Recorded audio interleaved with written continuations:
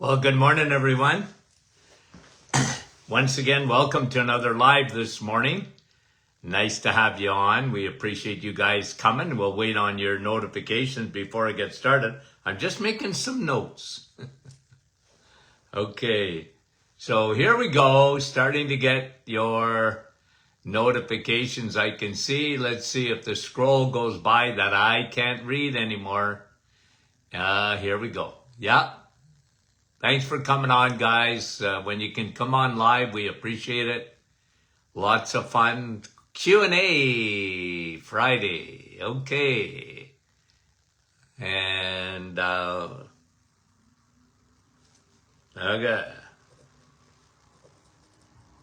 I do the list, but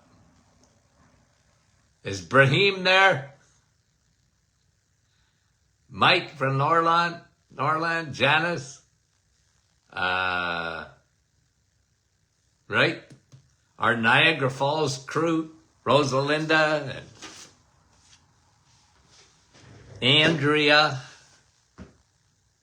We love you guys, okay? We do. And let's get our questions started this morning. And I know that some are still coming on, but let's do that as you get your notifications this morning. First question. Okay. Let me see here. I think it had to do with sunscreen. My daughter is 14. This is Barishan. How are you, Barishan? She has acne on her face. I can fix that. Acne is too much estrogen causing an increase in her testosterone, and that gives a woman acne. Okay? It's a hormonal thing. Can she use sunscreen? I never recommend sunscreen. Okay? I really don't. I don't recommend it. I don't like it.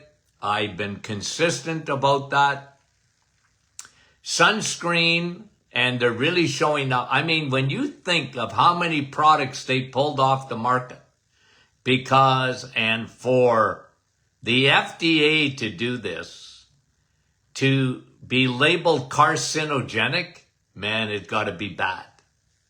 So they pulled a lot of products off the market. As far as I'm concerned, I wouldn't touch sunscreen with a 50-foot pole. That's me, okay? But sun is actually good for acne. It's good for it. Sun's good for everything. And but if you're concerned about sun, like wide brim hat, I'm not against that. Cover up clothing, even with swimming. You can get clothes now you swim with, these light shirts. And I'd rather kids cover up than lather up. You put lather on them with sunscreen and you add heat. I learned enough in chemistry that if you add heat to a chemical, oh boy, and that's right on your skin. You know what that means? Going in your bloodstream. Look, I know I'm in the minority. I don't care. I felt strongly about it years ago. I've written about it many, many times. I'm not big on sunscreen. Now, you get a natural sunscreen with zinc oxide. I like, some coconut oil if you want to put that on the skin. Rivera, I use that. But I don't use it as a sun blocker. And, you need, in my opinion, it's better to cover up and, get your sun, gradual. I can go in the sun easily for an hour without even covering up anymore. But that's me. Everybody's different. If you're light, very fair skin, you know yourself. Well, be very careful. Okay. Dave, I was wondering if Dr. Martin could reflect on the use of 7 milligram nicotine patches to regain the sense of smell for COVID. Well, look, I can only tell you, Dave, what I've read about it. I had no experience. I shouldn't say no experience. I had people with nicotine patches on because they were trying to stop smoking. But I have no, look, I read about stuff. People send me stuff. I read it. I got no problem reading it. I don't know if I buy everything on nicotine. Like now, it cures everything. I'm not sure. I always said this, when only one doctor says it, I'm not convinced of it. Okay? Now, that doesn't mean you can try it. You can try it. I got no problem with you trying it. I don't know. I don't have enough experience with nicotine patches therapeutically for anything for me to be an expert on it. I've read the stuff. I don't know. I'm a little skeptical, but I never close my mind to stuff. Okay? I never do, Dave, because I don't know everything. I just like to give people my experience because I had a lot of it. And you name the product or the med, I saw tens of thousands of patients over the years, more than that. But nicotine patches? Nah, I never heard much about that other than for what they were designed for, and that is for people to stop smoking. And I know nicotine, but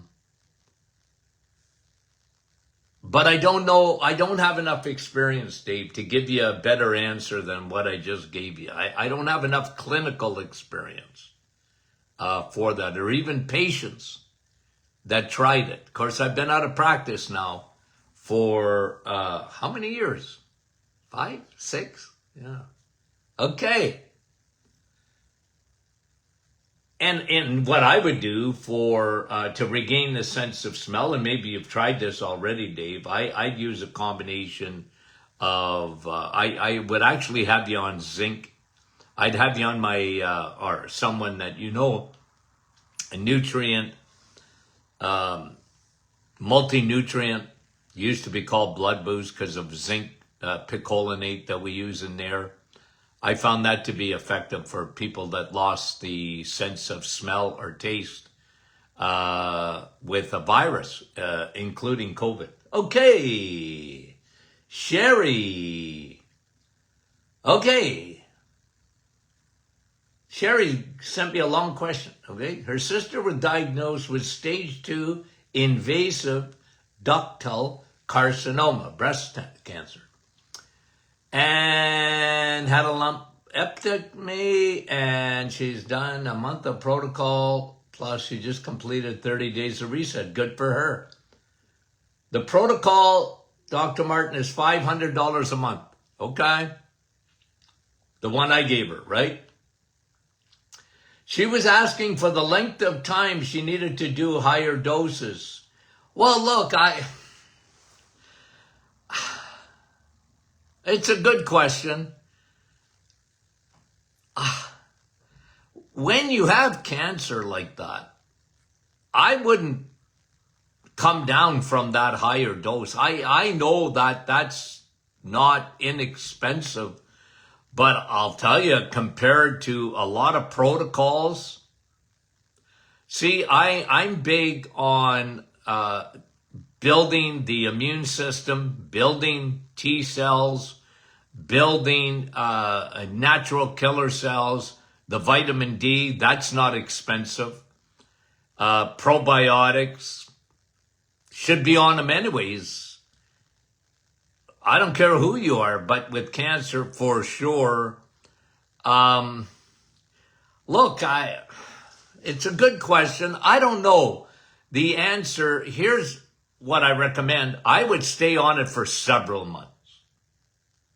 I had someone who reached out to me for that protocol and had a very aggressive cancer.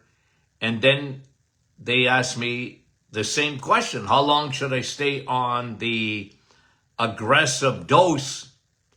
I said, well, if things are improving, which they were, I wouldn't change anything. If you can afford it,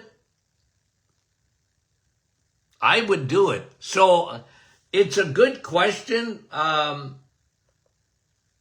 have a lot of experience with that protocol, Sherry, and certainly with your sister, if she can, I would not change an iota of anything. That's me. Look at it more as an investment. And another friend, she says, has wondered about lung cancer with her husband following the protocol. Well, again,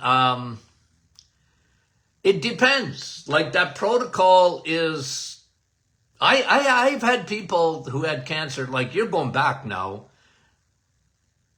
with success, they just stayed on it.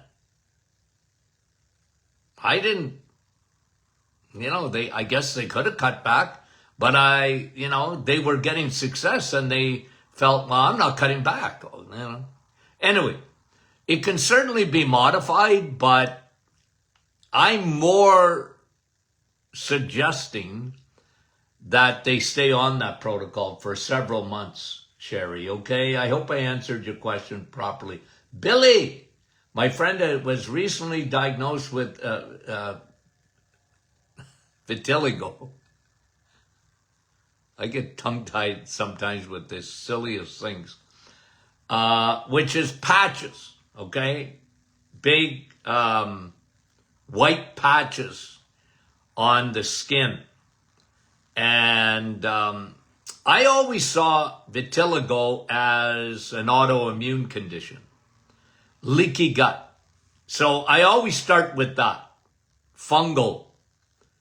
An invasion of the third army in the gut. I believe that's what it is. Leaky gut, leaky skin. That's what I would do. Broad spectrum probiotics.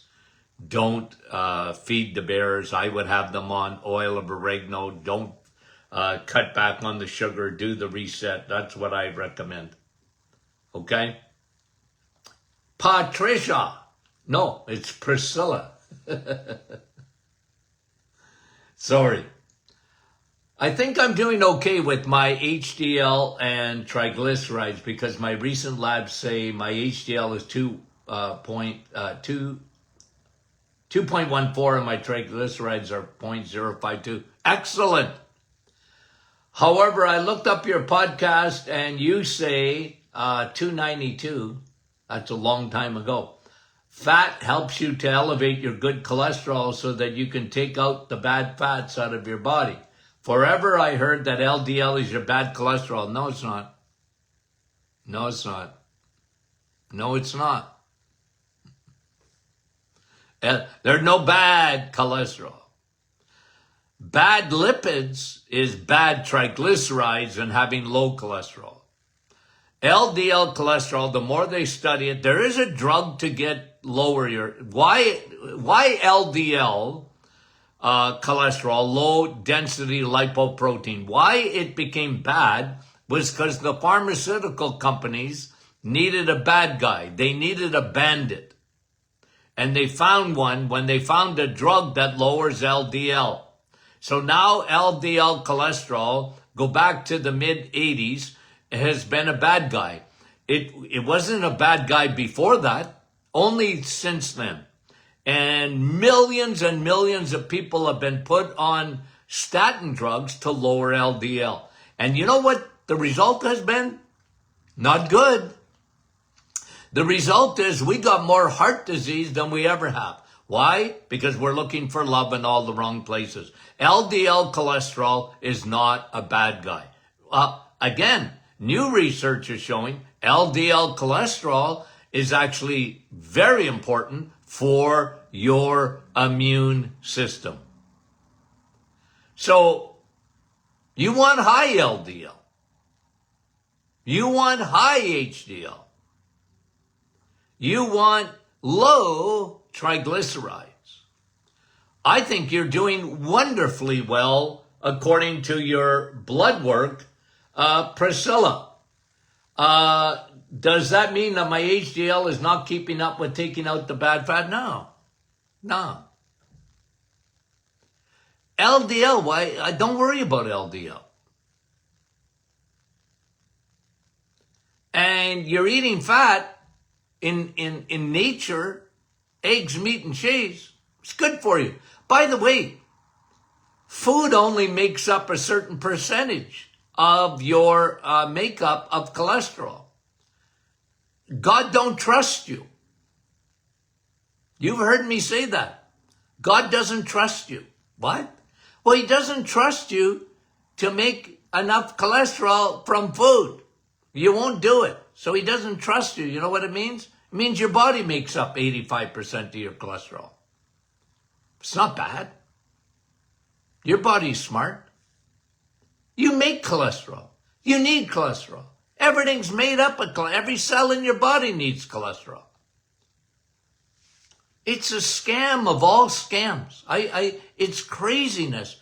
And listen, Priscilla, I'm glad you asked. I mean that because it allows me, we have new people on this program every day. Remember, we got millions of downloads of this program. So of course I'm going to repeat. Now, I'm not your doctor, but when it comes to my opinion, I'm very opinionated on cholesterol. But you must admit, I'm consistent.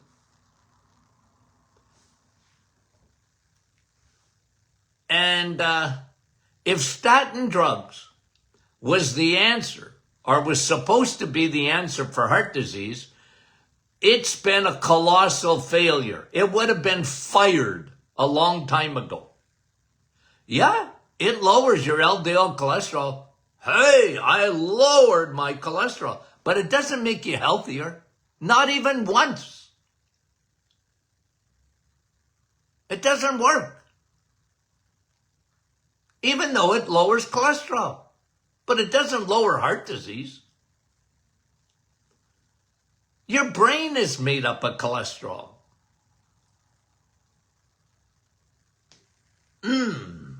Okay, thank you, Priscilla. I hope I answered your question. Teresa, does oil of oregano work on diverticulitis? Yeah, look, oil of oregano is fantastic, okay? Now, with diverticulitis, okay, this is a serious condition, okay? It comes from having diverticulosis. What's that? Well, those are little pouches in your intestine. And those pouches become a gathering center for garbage, feces that doesn't go out, and impacted fiber. So yes, because bacteria will gather there and it's not escaping to get into the toilet. Yeah, oil of oregano would be part of my go-to. Here's what I did for diverticulosis and diverticulitis for years. Okay? 1, eliminate fiber. Medicine tells you to take more fiber. Anybody that I've ever seen all these years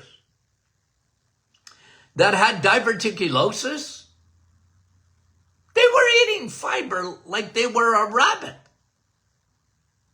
I said, stop it. Where does spinach get caught? In your teeth. I said, it's also caught in your bowel. Stop it. Fiber. 2, water. Flush. Number 3, probiotics. Repair. It helps. Good bacteria. Go after bad guys. Replenish. Replace. Probiotics. Bone broth. Why? L-glutamine. It patches up. It helps regenerate the lining of the gut. Okay? I had them on our gutties. I had them on bone broth. I had them on digestive enzymes. Why? Dr. Martin, why digestive enzymes for something down the road, diverticulosis in your bowel? I said, because it's very important that you break down your food properly in your stomach. Digestive enzymes. They are so important to break all the proteins down and break all your food down. It makes a big difference on the bowel. Oil of oregano, I love it. It's antibacterial, antifungal, antiviral. Okay? So that's what I did. And lay off the nuts and the seeds. You can have a few flax seeds. Because you ain't a chipmunk nor a squirrel. That's what I did with great results with diverticulosis and diverticulitis. Thanks, Teresa. Nellie, can you tell us why polyps form in the gallbladder? Nah, I can't tell you. I can and I can't. Who knows? Sometimes polyps will form all over the place. Why do they form? Here's me, okay? Here's me, Nellie. You fight, I fight, everyone fights cancer every day, cancer cells. You fight that every day. You have your immune system, T cells, natural killer cells. When you have polyps, just like you would have polyps in your bowel, a lot of people, they get a colonoscopy done. Oh, you had polyps. Well, that doesn't necessarily mean pre-cancer, but doctors want to take them out because they always think they're cancerous. Well, they may be, but generally they're benign, and it's the body forming capsule. It encapsulates the cancer cells. Your body puts a shield there. You're fearfully and wonderfully made. Why do they happen in the gallbladder? Well, they can happen anywhere. They can happen on the pancreas. I've seen that. They can have polyps can happen anywhere, on any organ. I think it's your body's immune system, and I wouldn't worry about it too much. Keep your immune system good. Your vitamin D, your probiotics, very important to do that. Get in the sun. Your T cells, your natural killer cells are looking for their batteries to be recharged. There's nothing better than the sun to do that. Sometimes you'll get polyps in the, just like you would get stones in the gallbladder because of underuse. But generally, that's not the same thing. Okay? So, Nellie, thanks for the question. Your immune system's working. That's what I want to tell you. John, a lot of people mention parasites in the organ as called. You know, guys, I'll tell you, when you get on the internet, and I want you guys to go on the internet if you can. Study. Read. Doctors don't. That's their problem. They're still stuck. It's like if you went to the mall today in your hometown and you saw some guy walking around with bell bottoms and long sideburns and he thinks he's Elvis. And Elvis has been dead since what, 1976 or 77? Okay?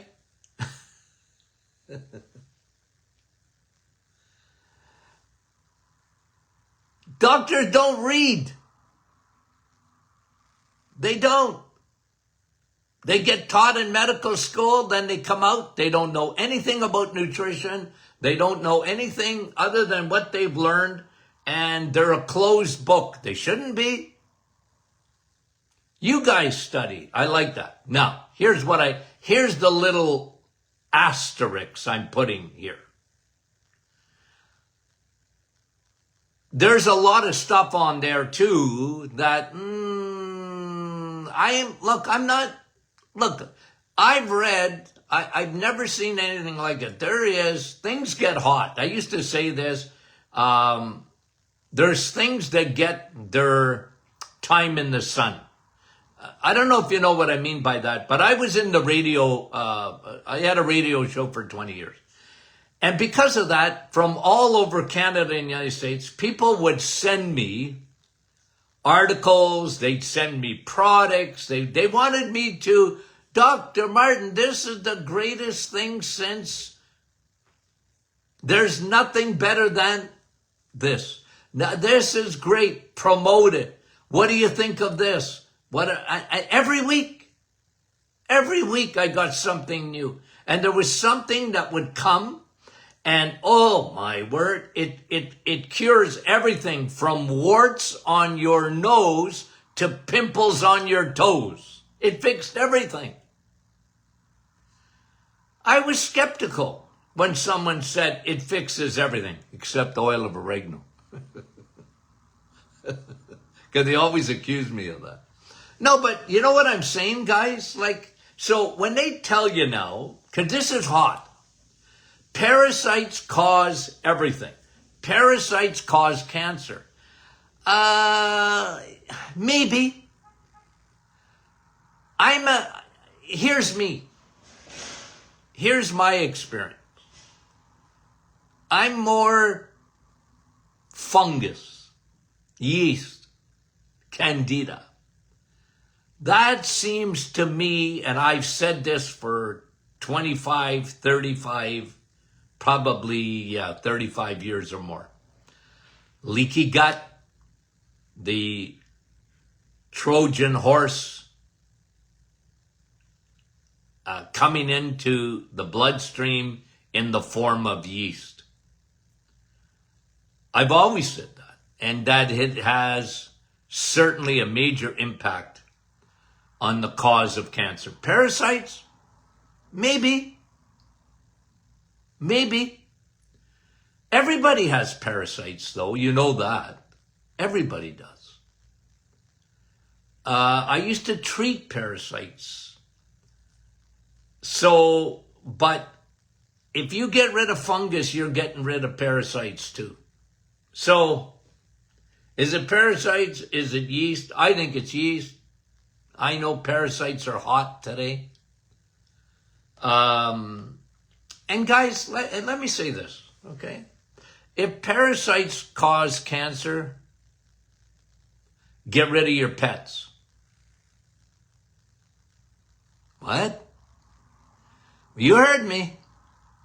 If parasites cause cancer, and you're really concerned about that, then you would never have a pet. Because pets have parasites. And they get treated for them, but you don't get rid of all the parasites. Cats have parasites big time. They lick you, you get parasites. I'm sorry, you let your pet sleep on your bed, you getting parasites. So if parasites cause cancer, get rid of your pets. Now, are you going to do that? No, you won't do that. And I'm not even telling you to do it. But if you think you're getting rid of all your parasites and you got a pet, you've been lied to. Parasites have pets. Pets have parasites. It's a fact. Okay. Look, that never made me popular, but I used to tell people that you're sleeping with the enemy. You're not supposed to sleep with your dog or your cat. You're not supposed to. Anyway, John, thanks for the question. Laurie, is possible for someone with Parkinson's to get better by taking DHA and eating EMC? Well, look, better, not cured. Better, yes, I have seen it. I'm big on DHA and any neurodegenerative condition with Parkinson's. Here's what I found with Parkinson's, okay? It's a better answer if I do it this way for you, Laurie, okay? Because what did I find in practice when someone had Parkinson's? Pretty consistently, okay? They were low in, they had leaky gut, 100%. They had fungus up in the brain, yeast, carrying heavy metals, usually mercury. You got to get rid of that. They were low in vitamin D. They were low in B12. They were low in magnesium, almost invariably.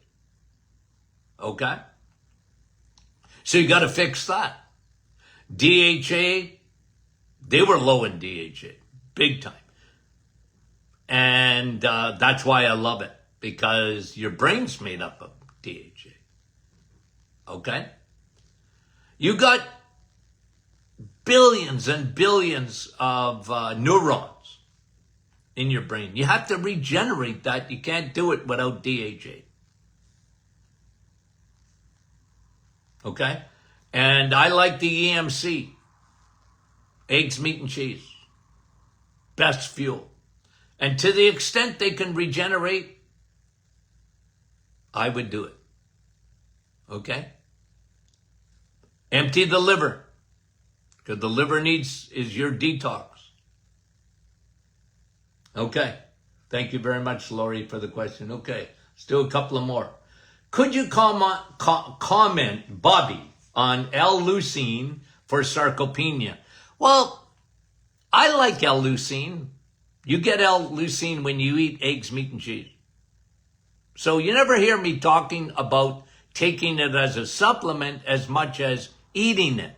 You get L-leucine, especially in the animal kingdom. Okay? So eat it. Secondly, L-leucine, if you wonder, like specifically what it's really good for is regeneration of muscles. That's why I want you to eat eggs, meat, and cheese. As a supplement, bodybuilders often use it just to regenerate muscle. Now, muscles have a lot to do with sarcopenia. Obviously, it's a lack of muscle. So, am I against that? No. You want to use it as a supplement for sarcopenia?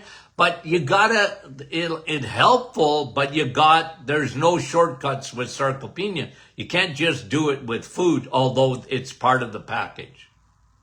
It's part of the package. You gotta get into getting stronger to build muscle. Like even grip strength.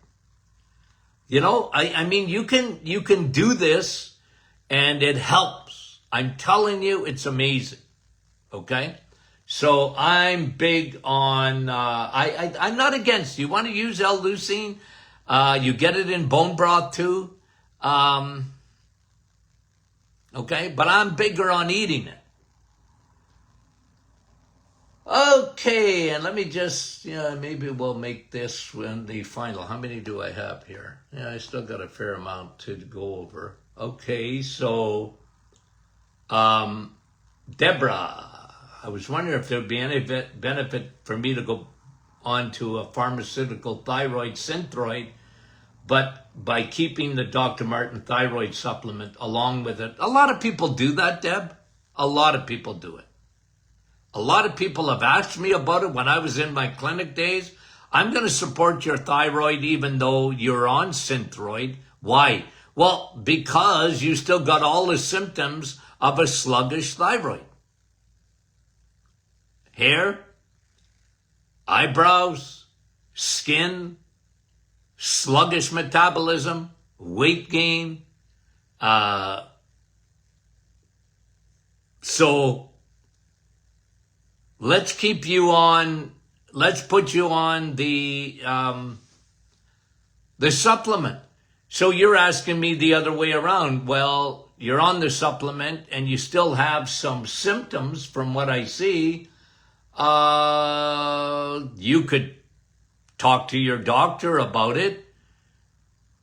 What is your TSH? Not that I just rely on that, because I'm much bigger on symptoms than blood work, but